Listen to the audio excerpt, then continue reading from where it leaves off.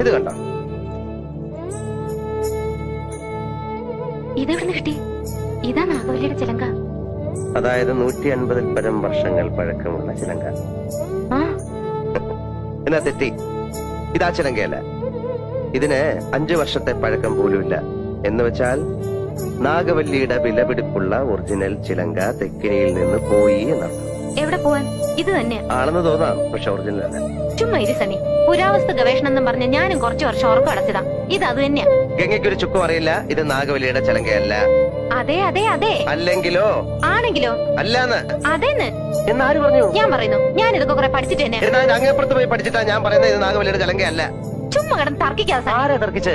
ഞാനാണോ? പിന്നെ ഞാനാണോ? ഞാൻ 1000 തവണ വ്യക്തമായി തെളിയിക്കാം ഇത് നാഗവല്ലിയുടെ ചിലങ്കയല്ല. ഗംഗയ്ക്ക് ഒരു കുന്തം അറിയില്ല. എനിക്കോ? എനിക്കോ? എനിക്കോ? വേണ്ട വേണ്ട വേണ്ട, നമ്മൾ തമ്മിൽ കിടന്ന് തർക്കിച്ചിട്ട് കാര്യമില്ല.